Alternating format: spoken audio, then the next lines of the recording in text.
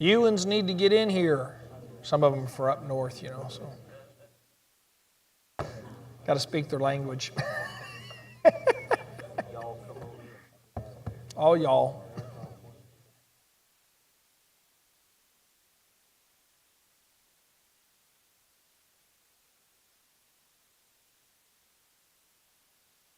All right. Did everyone get a copy of the PDI? So, before we start counseling, I'm not talking about with every church member I give counsel to. Remember, I distinguish between giving counsel to a church member and doing counseling. Before I start counseling, meaning more extensive, protracted meetings about a particular topic, I have them fill this out. And yes, even church members, because I need to know background and details about some things. Now, there's an older PDI that's in this book, and you can look at that, just the difference between that one and this one. This is a modification. And I'm going to tell you why I've modified it.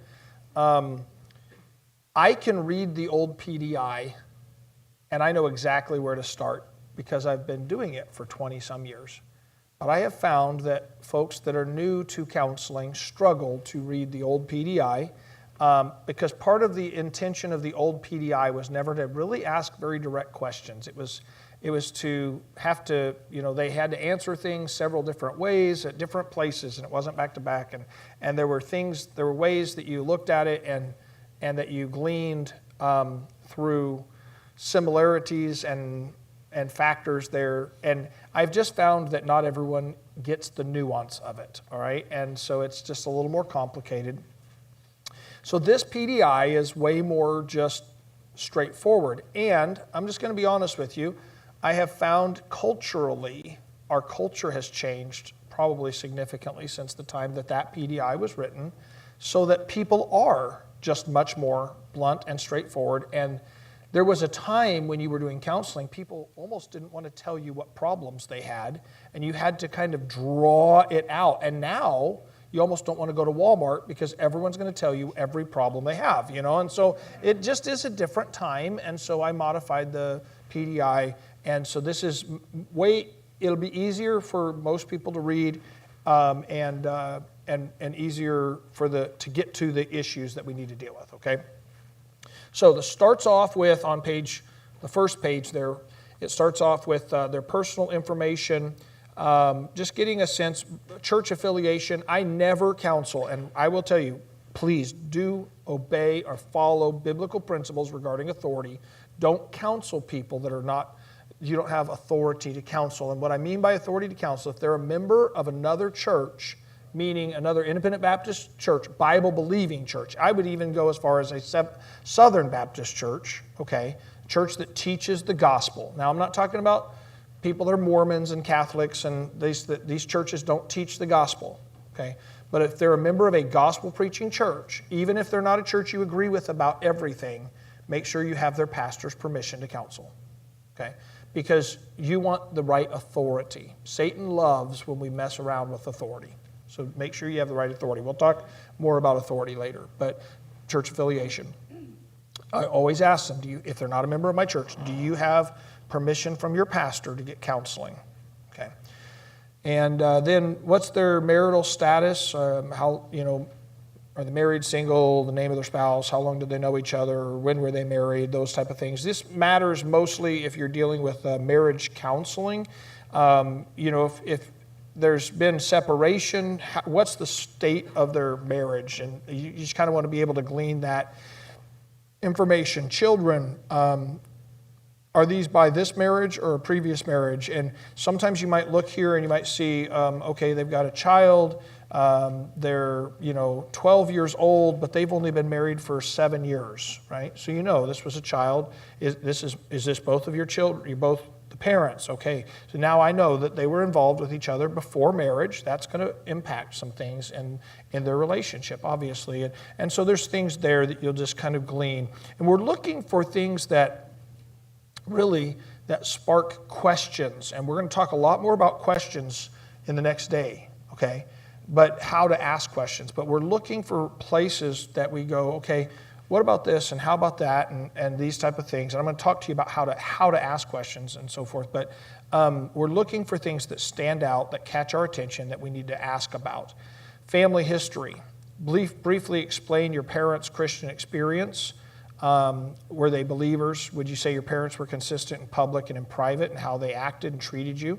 Did you feel accepted by your father? This is a huge, huge question because a person's concept of God comes from their dad, right? We're not going to get into that right here, but that is dealt with in other classes that we have for the counseling training, okay? On a scale of 1 to 10, 10 being the most, how close would you say you are to your father? If that number is 0 on a scale of 1 to 10, you know there's a problem. All right. Now, the only exception would be if they put my dad's deceased. Right? We don't have a relationship with him anymore.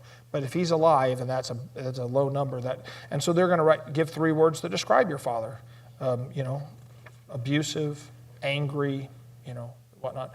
There's going to be a tendency for them to have the same view of God many times. So you need to see that. Then did you feel accepted by your mother? If no, same questions, but about the mom. Say, well, what's the point of that? Well, your view of the church largely comes from your mother. That's Ephesians chapter number 5. Dad represents Christ and mom represents the church.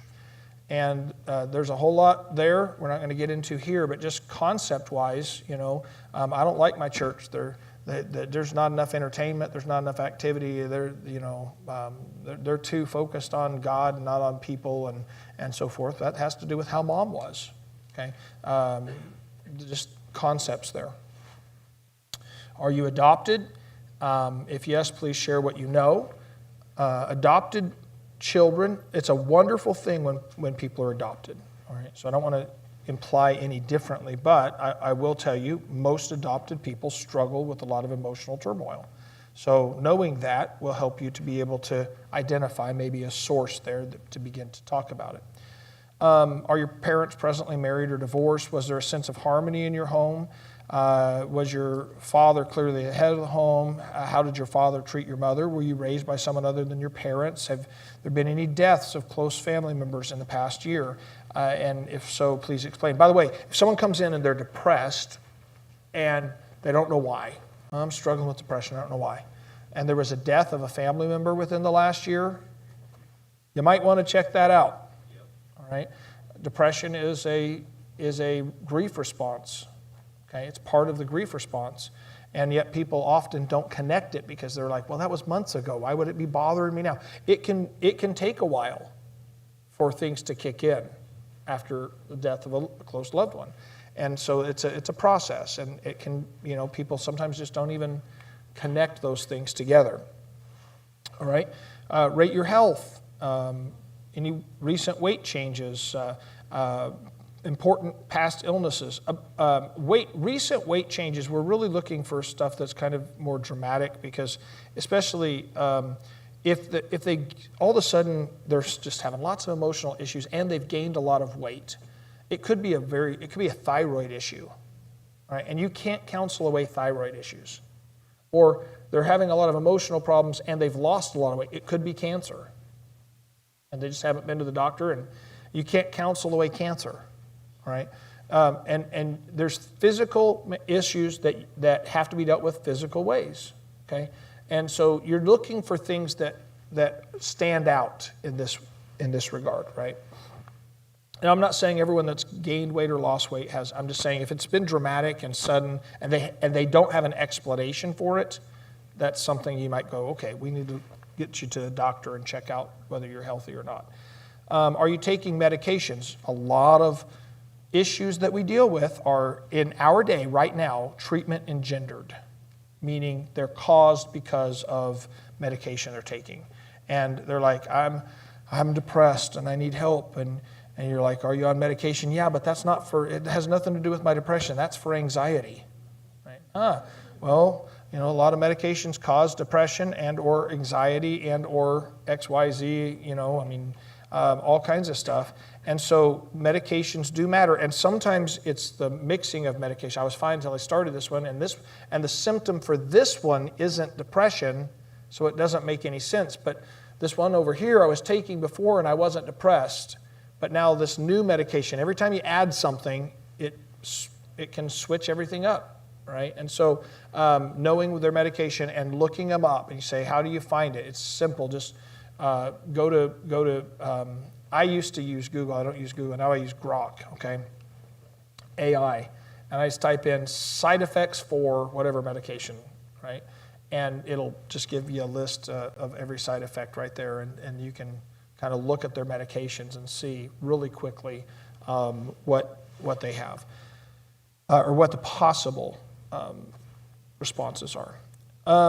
Are there any addictive problems in your family? Is there any history of mental illness? I asked that question that way because that was on the original PDI also, but it gives you an insight into their view of problems and also how they may excuse their own sinful desires and lusts based on, well, we have mental issues in my family and so forth. Any history of any of the following ailments? Addiction, cravings. Are you taking medication for psychological reasons? Do you have any problems sleeping? Sleep can be a huge thing. A lot of times, if someone's not sleeping, they can have all kinds of mental disturbances, okay, emotional disturbances. Sleep is a very important thing, and so if a person's not sleeping, it can really cause a problem. We're not going to deal with insomnia here, but it can be a really big issue. Does your present schedule allow for regular periods of rest and relaxation? Please explain. Have you ever been beaten or molested? Are you still being abused? Have you ever received counseling for this? Do you feel like the abuse you suffered is currently affecting you? This is a very, very big one, and we would deal with the emotional pain workbook here. Moral climate. This chart here is useful in this way. We really only look for extremes.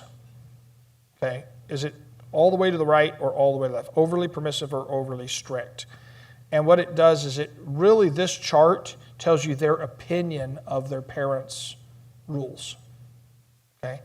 And so if it's overly strict, and a lot of times when I counsel people that grew up in a Christian home, they'll put overly strict on everything.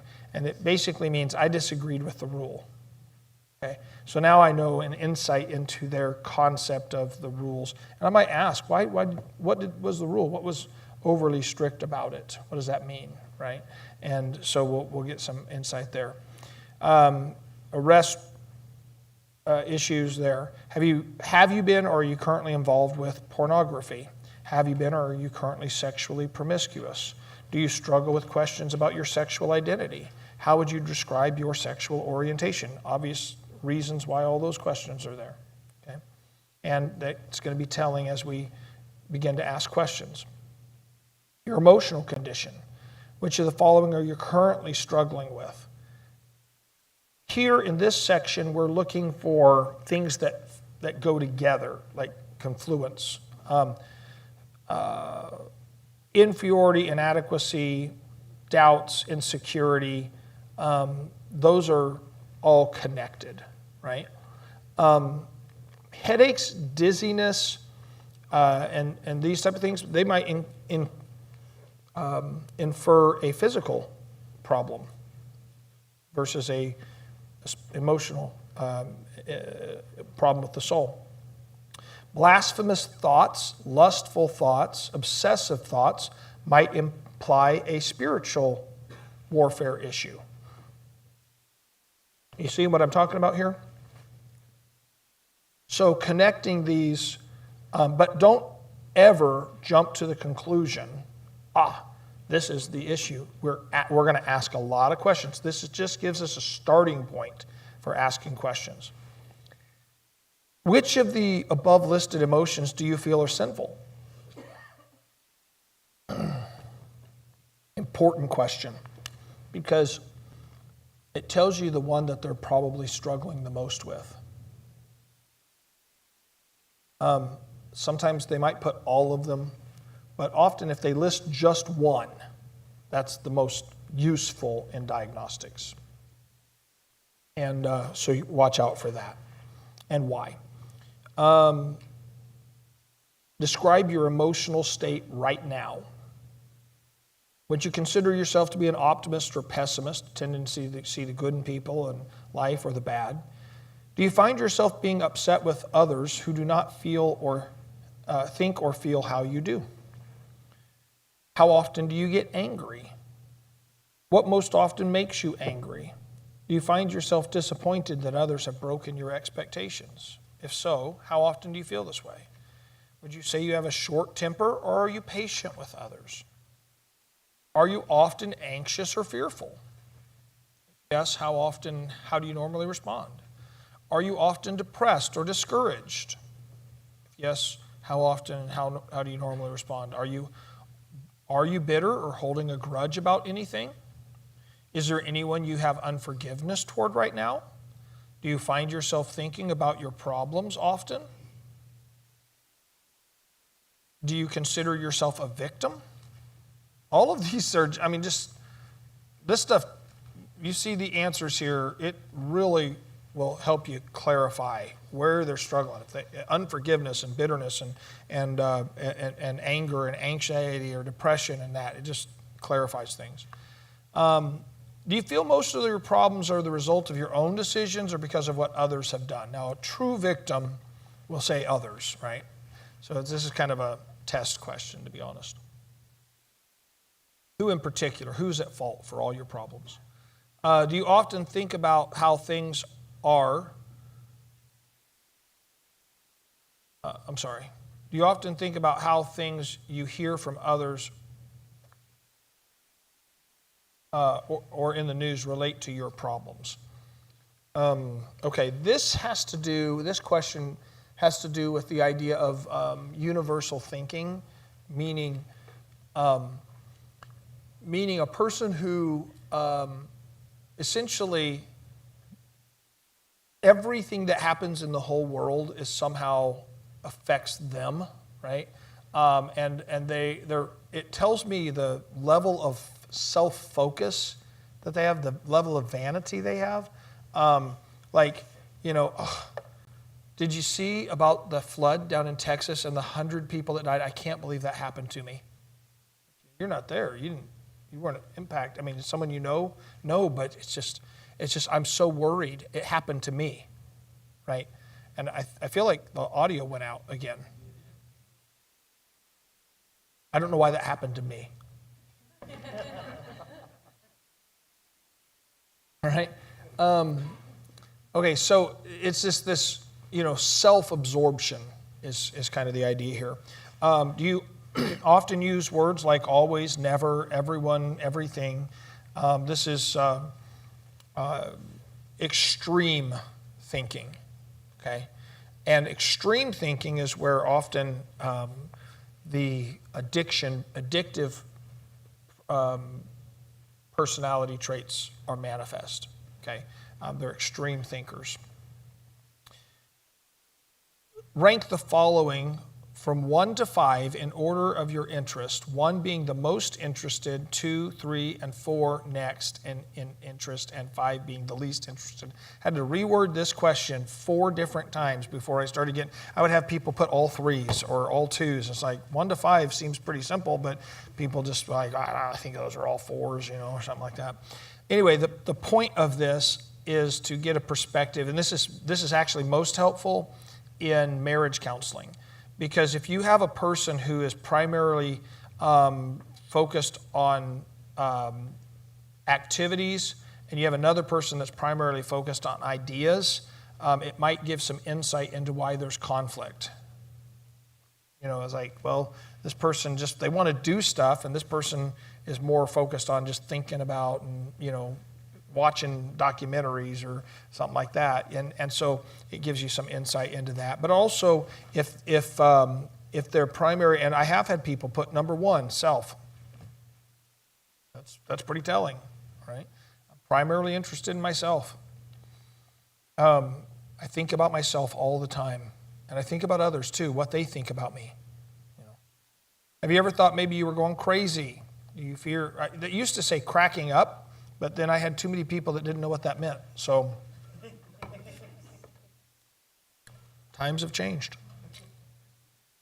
Do you find prayer difficult mentally? When attending church or other Christian ministries, do you plagued by foul thoughts? These three questions really give some insight into spiritual warfare and spiritual situation of the person. Have you ever been or are you currently suicidal? If you're currently suicidal, do you presently have a plan to commit suicide? If yes, what's your plan? Those are the three questions. Those two questions right there are three questions, are the questions that you would ask anyone who's suicidal. That's the first three questions you ask. Okay. Do you struggle with feelings of guilt? If yes, over what? Write out 12 words that best describe your emotional condition now. This is essentially an I am dynamic. This is another dynamic you'll see later on. Spiritual history. Do you believe in God? Do you pray to God? How often do you read the Bible? Were your parents or grandparents involved in any occultism? Do you consider yourself a religious person? If you were to die tonight, where would you spend eternity? Write out the... if you stood before God and He asked, by what right should I allow you in my presence? How would you answer Him? And I asked about salvation like literally 5 different ways. And the reason is because someone will answer the first 3 or 4 questions perfectly, and then we'll get to, do you have doubts? On a scale of 1 to 10, how sure are you? And they'll put like 7. Like, okay, there's a problem here. What are your doubts? Right? And they put down doubts. So it tells me a person can know how to answer the questions, and we're looking for consistency there. Are you enjoying fellowship with other believers? Are you under the authority of a local church?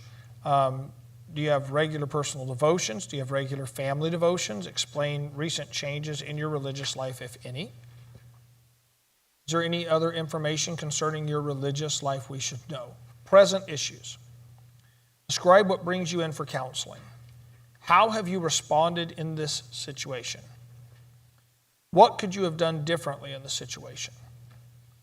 That's an important question, because it tells me whether or not they've actually considered if there's anything part they have in the problem. Is this something that they've tried to do, or that they've even considered what they might have done differently in this situation? What do you think brought you to this point? What do you think's behind all of it, right? What could be done on your part to fix the situation? Have you even considered what you need to do to fix it, or are you just hoping, someone will figure it out?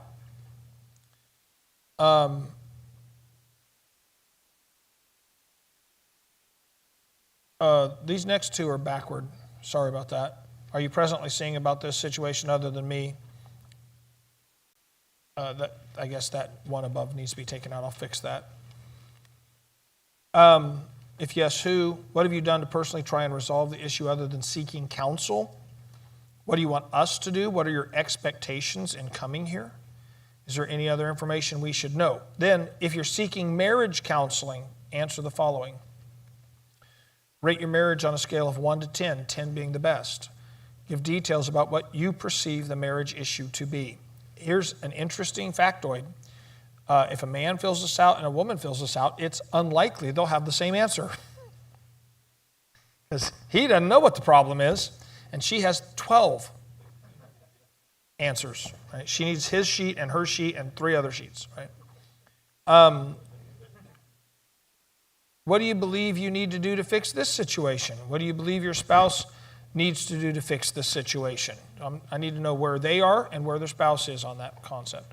And what would you like your spouse to understand? That's a big question, particularly for the ladies.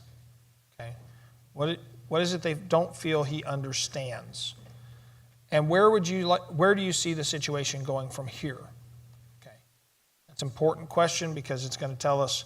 I'm pretty sure we're getting divorced. I've already filed, or something along those lines. By the way, a lot of men are blindsided by divorce. They did not know that was coming at all until it happens. It's pretty stunning how common that is. And then final information needed, are you in any type of litigation, such as child custody battles, divorce, abuse charges, or getting legal counsel with a lawyer? We ask that question because it's not uncommon for people who are in legal situations to be told by their lawyer, you need a character reference. Go start counseling with a pastor somewhere so that we can call him as a character reference. Okay? And I'm not a good character reference. I only know all the bad stuff you've done. Okay? And so before as a general rule, other than members of my church, I don't counsel with people that are in legal issues. Okay? Because I'm not going to go sit down there, and I don't want to be subpoenaed. And so I make sure that they understand that I'm never going to talk to you about all the things that someone else did. It would be hearsay for me to say it in court. All I can do is tell them about how horrible of a person you are. You do not want me as a character reference. It's true. Do you receive any financial help from any government agency? Are you willing to sign a release of information? And that's the rest of it. Okay. How many of you had seen the PDI from before? Quite a few of you. So this one's a fair bit different. Okay. But the goal here is to simplify getting more information up front for counseling purposes. In times past, if you don't know how, if you're not a natural question asker, it was difficult to get information, And so this kind of is intended to ask some questions that need to be asked for clarification, but also kind of get it all up front and ready to basically tee it up for counseling purposes, okay? And eliminate you needing to be able to read tea leaves, which is, the old one was a little bit that way, okay? Okay, so what do we do? When we're going to do counseling, they reach out to us and we say,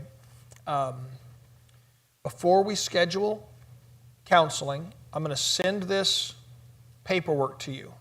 I need you to fill it out and send it back to me. Once I receive it, I can schedule counseling with you. Okay?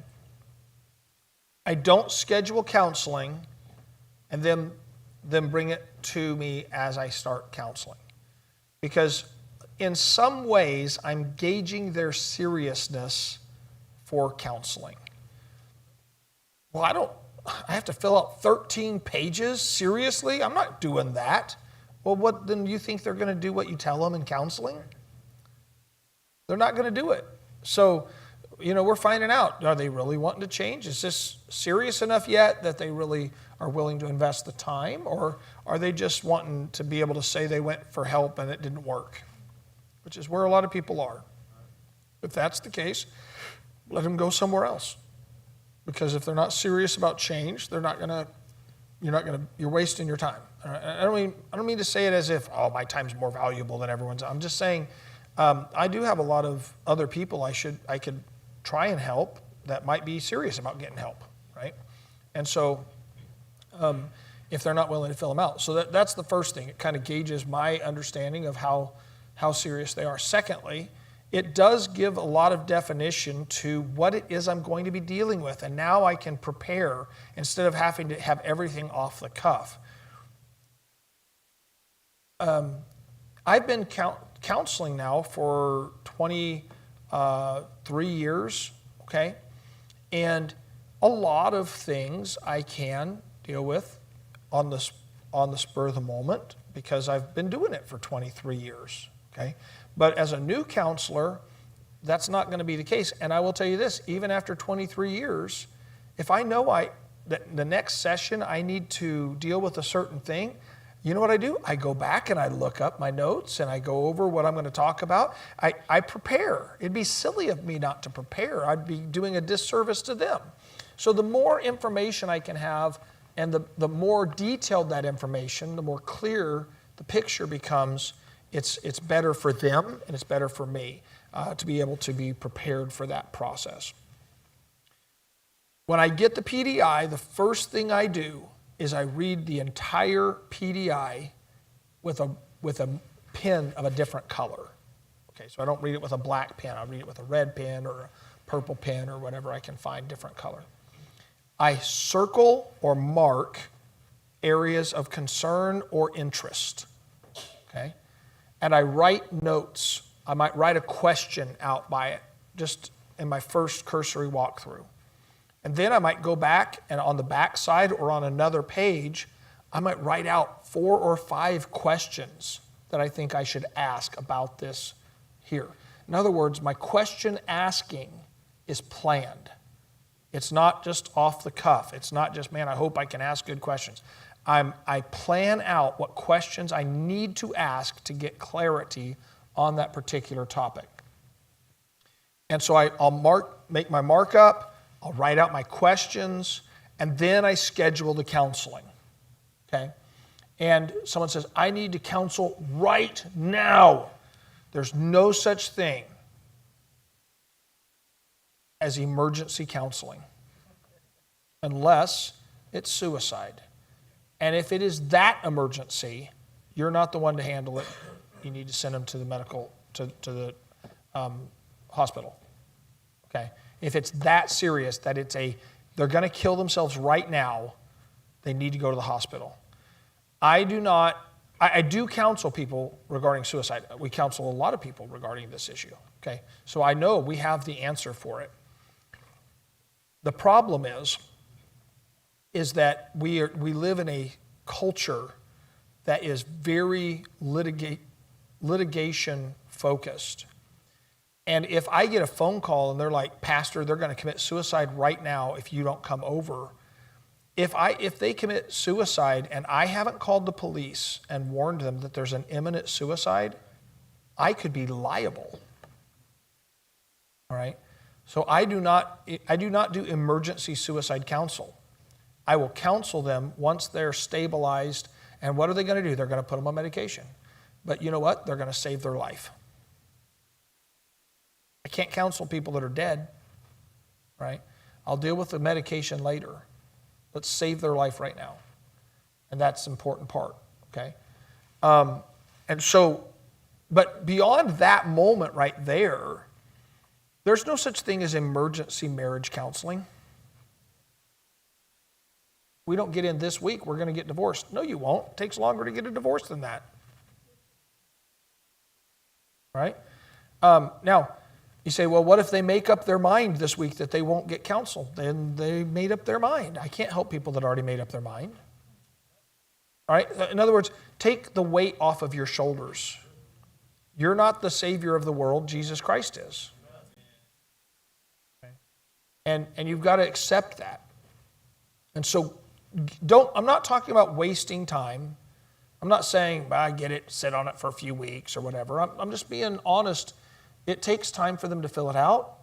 Take the proper time to evaluate it. Take the proper time to make notes on questions.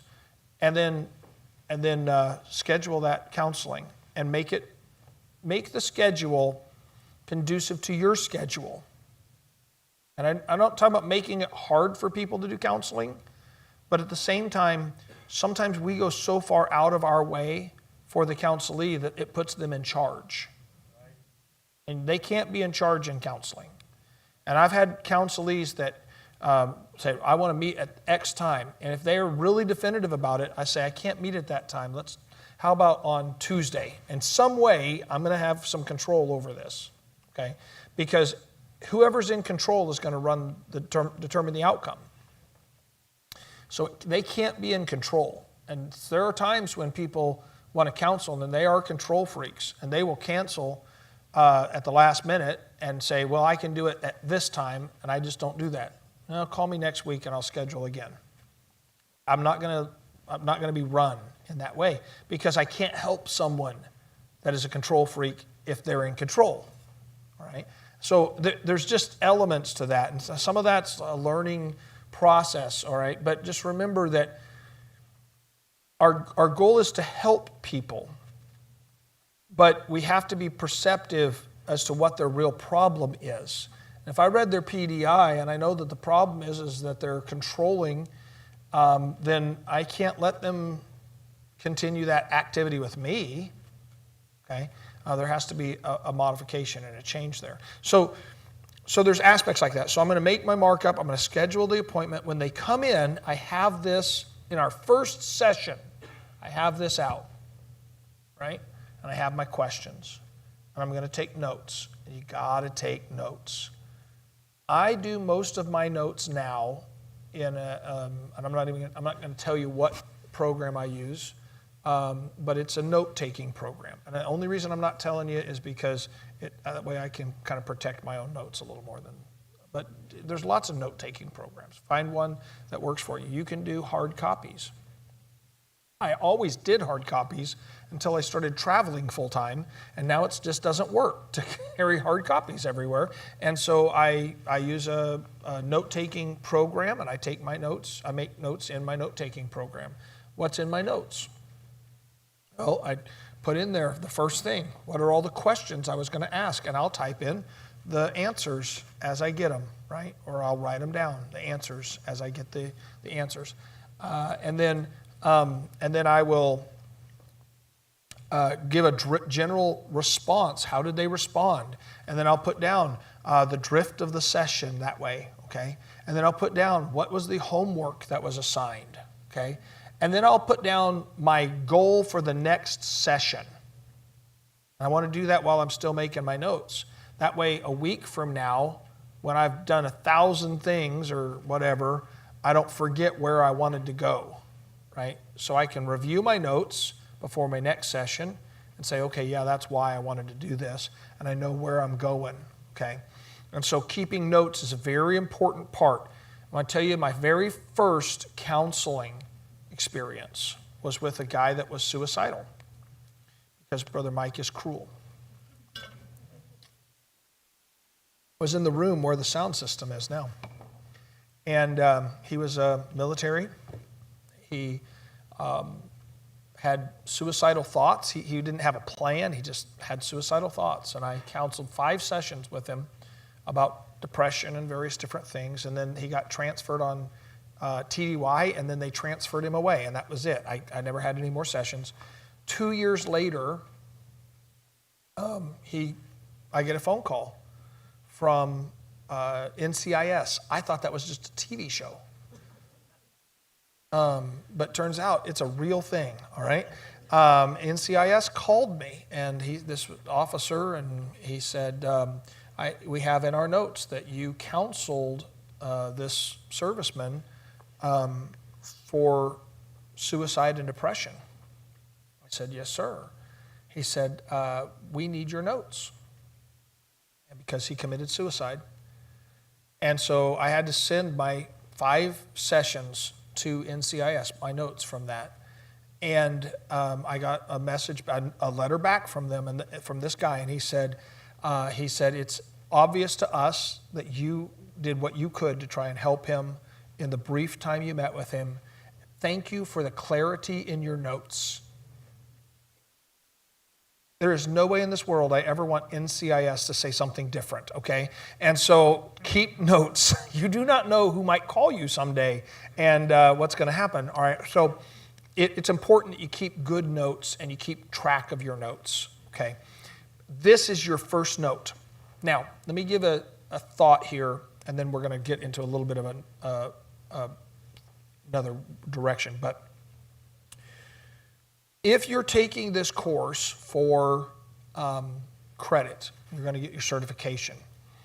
Part of that program is what we call practicum. Practicum means that you're going to have oversight for counseling for 50 different sessions, okay? And so online it says practicum. It's one of the classes or one of the places on the program online once you're logged in. I will tell you when to start counseling unless you're already a pastor who's counseling, okay? If you're already counseling, I'll help you earlier. If you're not pastoring and you're just taking for learning purposes, I'll probably start you a little later when you get through a few more of the classes, okay? Typically, I try and let someone get through about 5 classes before we start any counseling. That would be anthropology and the 4 life issues discipleship classes. And we cover a lot of dynamics, we cover this stuff, we get a lot of groundwork in these 5 classes, okay? Now, there's more to learn, but at that point, you have the basics, and sometimes the best way to retain things is to put them into practice. And so if you're practicing while you're going through it, it can be helpful. But the way you're going to do that is online, there's 15 counseling options, okay? So you just take number 1. You would take your PDI along with the notes that you have made on that. You turn it into a PDF and you upload it to counseling number 1. And then I will respond to you. I'll look at it. I'll look at your notes. I'll look at the PDI. I'll call you possibly if need be, or I'll send you my thoughts on things you need to evaluate and questions you need to ask. And then you're going to have your first session. In your first session, you're going to take notes on that first session. And then you're going to upload those to number 1A. That would be actual session. And there's 5 session options for each counselee and 15 possible counselees. The goal is 50 sessions. That technically would need only to be 10 counselees that you made at 5 sessions. I'm going to be very transparent with you. A lot of times when people first start counseling, they don't make it past the first session with a counselee. That's just normal, okay? But once you get some factors in, if we needed to add more, we'd add more or something like that. But the goal is to get 50 sessions where there's oversight and feedback on the process, okay? So this is part of the counseling training program, is that interaction that way. Now, I'm going to give one other thought on this. And I really, hadn't done this before, but I'm going to be starting this. And just because I feel like it's a good idea and a good practice. And I'll tell you why. But I'm going to start recording my sessions. And if you're going to record, you need to keep them. The person you're counseling needs to know that you record the sessions and why. Okay. Why am I going to record my sessions? Because, not because I'm worried about what might be said in the session. In that sense, I'm not. Okay, I've been counseling for a long time. I'm not worried about what we said. But because I miss things. And sometimes when you listen back to what people actually said, you go, oh, that's what they said versus what I thought they said. You know what I'm saying? And I was actually, this is a good book. I listened to a book because we were flying a lot lately, and someone had recommended the book Never Split the Difference by Chris Voss. Anyone ever read that? Never Split the Difference, Chris Voss? All right, you should. It's fascinating. He was the FBI kidnapping negotiator for years. And the book details all kinds of examples of negotiations, hostage negotiation. And as I'm listening to it, I thought, wow, there's so much correlation between counseling people and hostage negotiation. It's amazing. So it's not a Bible-based book. It's just interesting. It's intriguing. But one of the things he says in this book, and this gave me this thought, and Brother Hayes recorded sessions a lot of times. And I just never did. I thought Brother Hayes recorded sessions because he was old and forgetful. You know, that's what I thought. Because he never really talked. Did you ever hear him talk much about it? No, but he did. He recorded sessions. But in the book, it's interesting. It says this about negotiation, that the FBI, when they're doing a hostage negotiation, records everything that's said and has 4 or 5 different people listening to the recordings to see what they can pick up of details that the person engaged in the negotiation is missing. And I thought that was intriguing. And I certainly would never record sessions and let other people listen to them. but recording a session and listening to it myself before our next session is not a bad idea, okay? Because it'll help maybe pick up words and nuances. And we're going to talk a lot about this starting tomorrow, because tomorrow morning we're going to start going through the actual counseling process. And as part of that, we're going to get into a lot of details about buzzwords and about question asking and listening processes and all of that from a biblical perspective, okay? So I'm not talking about taking anything from that book by Chris Voss and applying it here to counseling in that sense. It's just something I picked up as I was listening to the book about the recording. I thought that's really a good idea. So, I would say this, all of any data that you gather, you need to keep confidential and protected, okay? So it should never go out from you. You need to be able to keep it confidential and protected. And you should never talk to your... At times, you do need, you go through things where you might be like, I need to get counsel about how to deal with this, okay? And that's where a network of people who counsel is a helpful thing, okay? That's where I could be a resource to you, okay? But you should never generally talk about things that you're dealing with in counseling, all right? And certainly never around your children, right? And preachers make a terrible error when they talk about people's problems around their family. Okay, so just really guard that. Don't do that. And even your spouse, there's things that I don't ever counsel women without my wife present, but there's things sometimes in counseling with men that I would never tell my wife.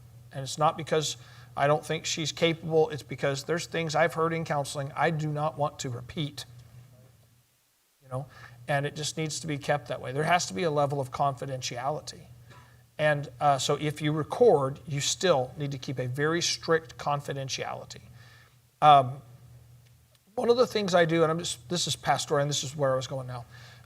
One of the things I did when I was pastoring, because I pastored for 25 years, statistics are not great on pastors who counsel people in their church. Okay, just broad statistics. But part of that is because a lot of times what happens is we're dealing with a situation in counseling, and then we find a verse and we're like, I'm going to preach on that. And so we get up and preach on a topic that someone's dealing with in the church, and then they feel betrayed. So the way I dealt with that is I never preached except through series in my church. All right, I preached through books, and I never asked guest preachers to preach on a particular topic or something like that, unless there was a general theme, you know, something like that, but family conference or something.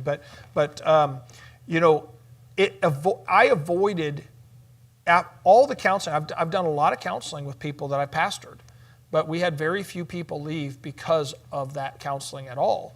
But I really do believe that a significant part of that was that if a topic came up that I'd counseled someone with, they knew it was because it was the next passage in the Bible. It wasn't going out of my way to find it. But I'm not going to avoid passages.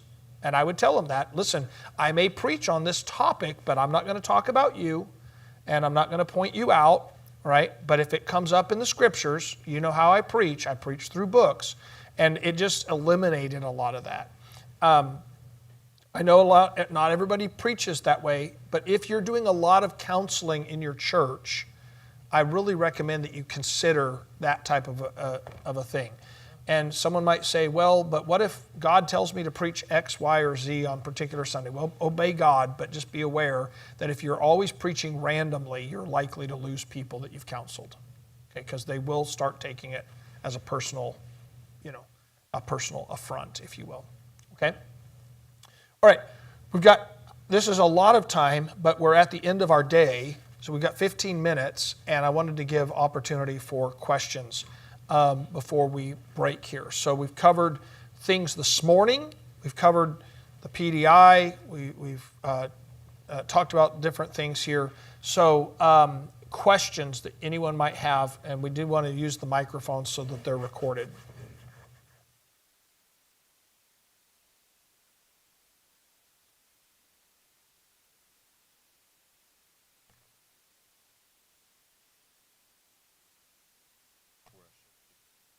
Okay. You've obviously been counseling for quite a while, so my question was, when you were pastoring, was there ever anything that was brought up in counseling from a church member that you might need to share with your deacons? Is there ever something like that ever happens? Okay. Yeah. Yes. The answer is yes. But not often in that type of a counseling scenario. So I can't say it would never happen, but usually things that are to that extent are things that are revealed broadly, not necessarily in this confidential counseling environment. Okay. I'm trying to think.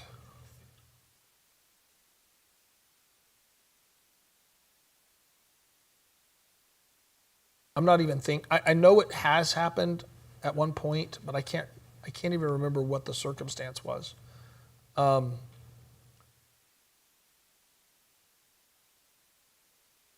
But how you deal with it, okay? What is the goal of counseling? What are we trying to do? We're trying to get them to walk in spiritual growth, right? Walking with the Lord. If you are talking about having to take it to the deacons, you're talking about an issue of church discipline now at this point. But the only reason we would get to an issue of church discipline is if there's a refusal to repent of sin. And so by that point, the counseling process actually has ended, and if they refuse to repent of sin. And we'll see that clearly tomorrow. I'll show you why that is. And so it's not like it's never happened where something was revealed and I'm just like, oh my goodness, I got to tell the deacons and in short circuit the counseling. I've never had that happen now. I never had it happen. That doesn't mean it couldn't. I never had it happen that way. I have had counselees. Matter of fact, I have had counselees from other churches that I told, you have to go. If we're going to continue counseling, you have to go tell your pastor about this situation. Now, I am a mandatory report, and you are too. If you find out someone has violated a child, you do not have the option of confidentiality. You will go to jail. Right? So if it were something like that, confidentiality does not, the court and our government says there is no such thing as confidentiality with a pedophile. Okay. So that's not an issue. If the question is there was adultery or something, is there repentance? Are we willing to, I have to deal with that. As a pastor, though, if I have someone come, and I have had that happen where people committed adultery and we weren't in counseling when it came out, okay, but we're going to do counseling after the fact, okay, is more often what I've experienced. Like, okay, they want to get right. We need to do some counseling, marriage counseling about this situation. So it's more like counseling has resulted from situations like that more than counseling revealed situations like that. Does that make sense? I will say this. Recently, I have had some of the weirdest things I'd never experienced in counseling recently. I mean, I had to sit down and go, whew, I'm glad I never had to deal with that before, and hope I never have to again, kind of things. But Satan's real active. He's very active. So, all right, other questions?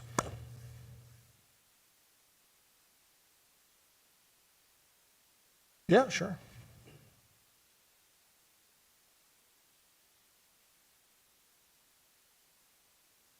Are there any particular safeguards that you would recommend putting in place if, I'm not sure if you do this or not, counseling young people under the age of 18? I never counsel people under the age of 18 without parental permission. And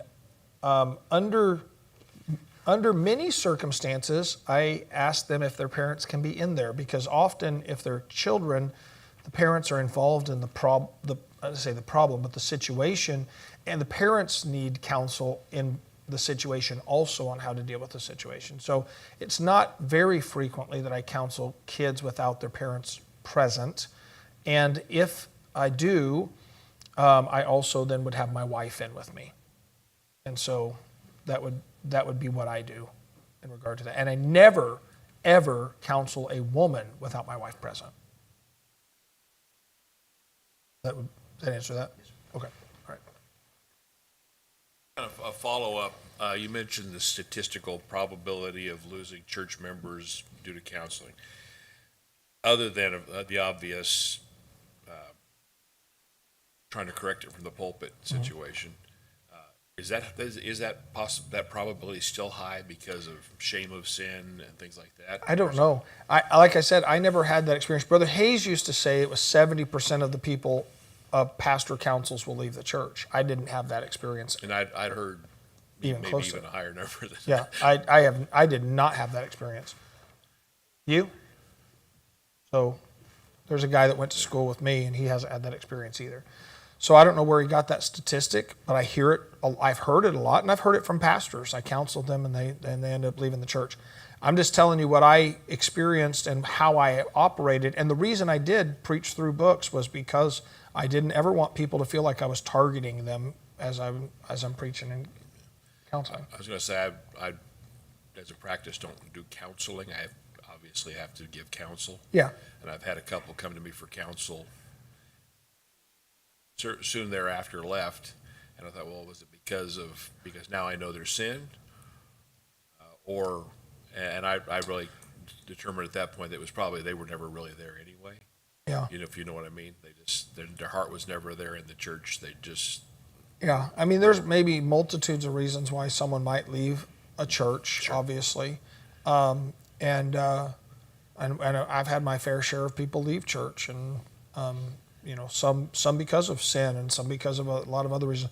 But I can't look at any specific situation other than one where someone left the church after the counseling and it was a success. Most of the time, if I had people leave the church, it was because they didn't want counseling, not because they got it. If that makes sense. Like, I don't want to deal with this, and I'm not going to deal with this, and so I'm leaving. So it's kind of the opposite of the counseling side. Now, you may cover this tomorrow, but this is kind of a follow-up on his question. If during counseling come to sin, that is, which is obviously a lot of the situation anyway, but you find a sin that needs to be dealt with within the church,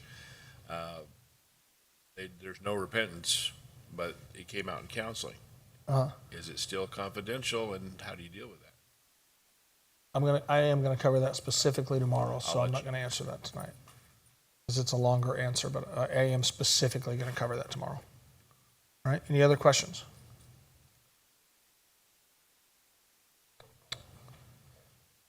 All right. If you have to.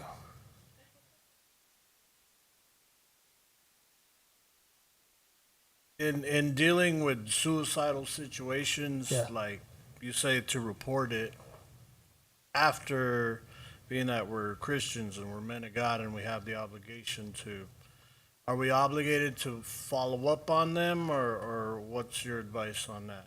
Like, if someone came to you specifically for help and it was about suicide and you reported it, are we obligated to follow up on Well, that? I mean, I don't know about the word obligated in that sense. I think that if you care about people, you probably will. I don't know if there's an obligation per se, but it wouldn't be inappropriate, certainly.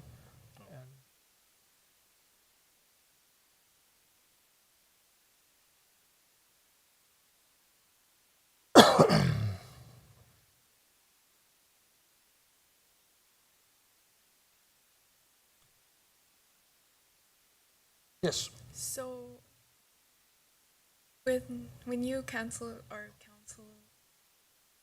have your wife in there, Mhm. would you discuss the issue with your wife? If she's in the counseling, yes.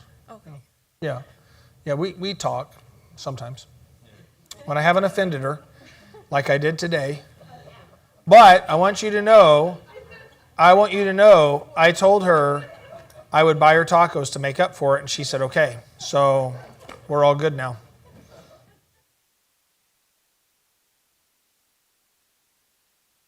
Angela's a very good counselor, but she doesn't like to counsel. So I'm an inmate chaplain, and I've had some correctional officers ask me to counsel with somebody or talk to someone that is suicidal. Right. Just put in a cell by themselves. Is that yeah, I mean, if you have the opportunity to counsel with them and they're because they don't have anything to be able to, for the most part, commit Yeah. suicide? yes, yeah. I was going to make a joke about Jeffrey Epstein, but I won't. So the book "Do Thyself No Harm" is how I counsel with people that are dealing with suicidal thoughts. The first part of that book is on spiritual warfare, okay? Because I do believe a lot of suicidal thoughts are demonic lies, okay? So they need to close the access to that. But then the last half of the book is what I call the thieves of hope, and I took all the instances of suicide, of death wishes, and suicide attempts, and all that in the Bible, and broke it out into what is perceivable as motive in the different passages, and then I deal with each of those topics in the book. And that book's out here. That book's out there. Yes. What was the name of it? Do Thyself No Harm. All right? We good? Let's have, yep, go ahead.